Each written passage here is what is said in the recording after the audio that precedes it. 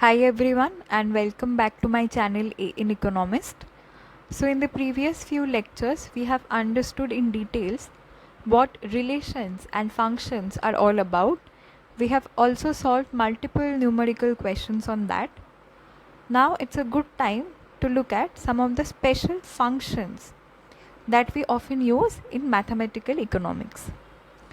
So let's start with our first function, which is the monotonic function, right? What is a monotonic function? Suppose you have a function f which is defined from a to b. So the domain is a and the range is b. Is a function f said to be monotonic on the interval a to b if it is either increasing or decreasing in that particular interval. So you are considering a particular interval a to b, and now if you see that the function is either increasing in that particular interval or it is decreasing in that particular interval, you will say that it's a monotonic function. Now mathematically, what do you write? For a function to be increasing on the interval a to b, what do you have to check? You have to consider 2 points, x1 and x2, which belongs to that particular range, right?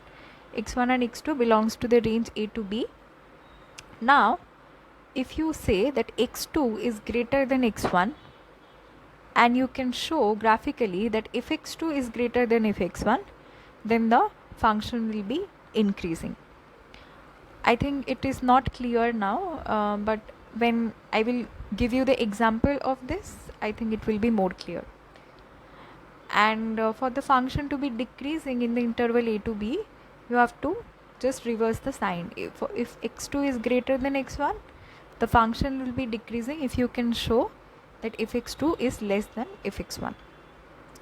And now one of the important things to note here is that a function may not be monotonic on the whole domain, but it can be on different intervals of the domain. We will see this using an example, and I think that will make your concept clear. So we are considering a function defined by f(x), which is x square, right? f(x) is defined as x square. Now what I will do, let us consider two values, x1 and x2. Suppose this is x1 and this is x2, right? Clearly you can see that x2 is greater than x1. Now what do you say? You will say that if the functional value of corresponding to x1 is something like this, if x1, functional value corresponding to x1 is say if x1, and the functional value of x2 is say if x2, and you join these 2 points, right? You join these 2 points, then what you get will be an increasing function. And why this is so? Because here x2 is greater than x1, and what do you see? You see that if x2 is also if greater than if x1. So if x2 greater than x1 implies that if x2 is greater than if x1, which is the case here, then you will say that the function is an increasing function, right? Increasing function in which domain? In the domain 0 to infinity. You will say that the function is increasing in the domain 0 to infinity, right? Now since you have the specific functional form here, you can put numerical values and check. Suppose x1 is equals to 2 and x2 is equals to 4. So if x1 is 2, what will be if x1? If x1 will be 2 square, right? 2 square is 4. So this value here is 4, and if you put 4 here, what will this be? This will be 16, right? 4 square is 16. So numerically also you see that the functional value corresponding to 2 is 4 and the functional value corresponding to 4 is 16. So it's increasing, right? x2 is greater than x1, and it is implying that if x2 is greater than if x1. So indeed in the interval 0 to infinity, the function if x equals to x square is increasing. Now what about this particular range, right? Here also, if you take some different values, say x3 and x4, what do you see? Suppose x3 is -1 and x4 is say -3. I am taking this value randomly. You can consider any value, this will hold. If x3 is -1, then what will be x squared? The value will be x1, right? This is 1. This will be 1. So if x3 is equals to 1 and if it is -3, this will be 9. Let's say it's here. It's not according to scale. I'm just taking it randomly just to make you understand the concept. So if x4 is equals to 9. Now again you have got 2 points. Join them. Here you have 1 point, here you have 1 point. So join them. And now you have f(x) for this particular range -infinity to 0, right? Now in this particular range, x3 is greater than x4, right? Numerically this is -1 and this is -3. So x3 is basically greater than x4, but if x3 is less than fx4. So the function fx is decreasing, right?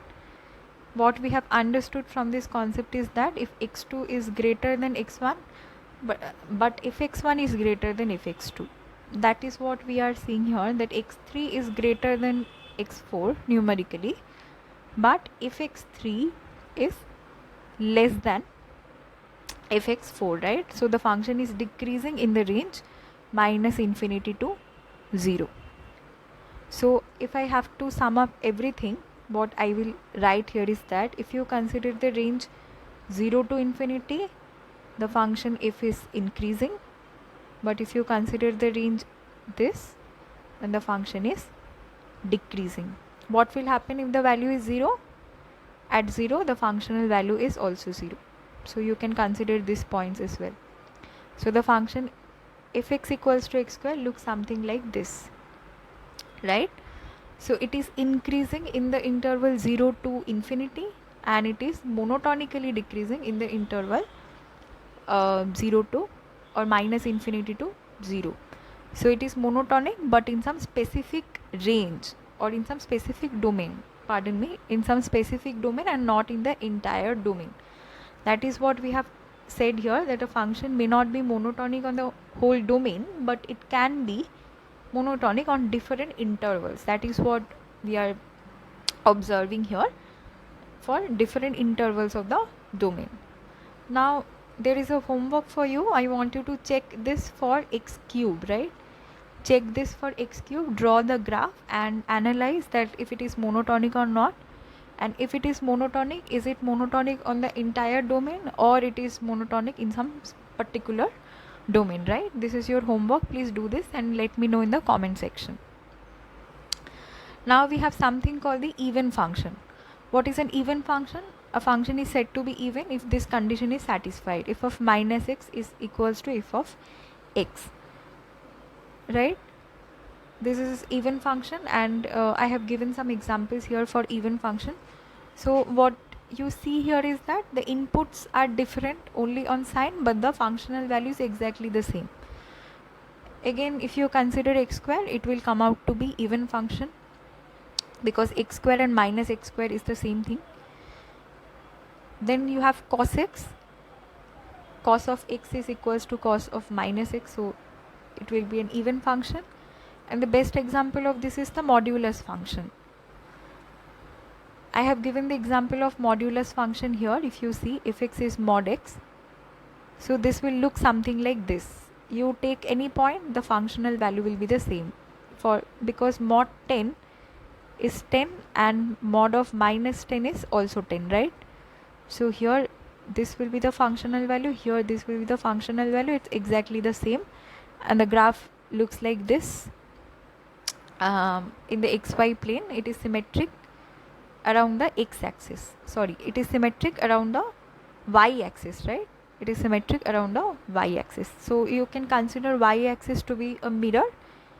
Then it will be the mirror reflections, right? One part will be the mirror reflection of the other.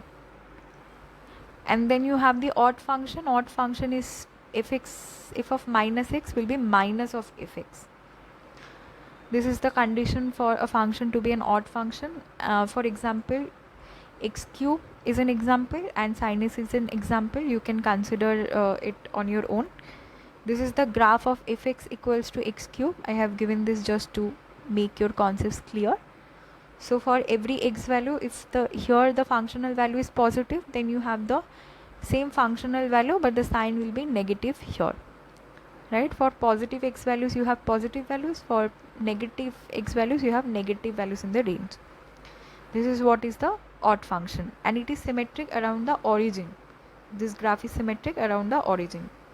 This graph was symmetric around the y-axis, right? Even functions are symmetric around the y-axis, but this particular graph is symmetric around the origin.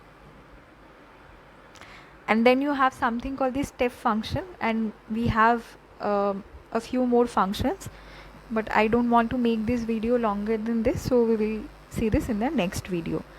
So stay tuned, and if you haven't subscribed to my channel, do subscribe it and give it a thumbs up. Thank you for your time. Let's meet you in the next lecture.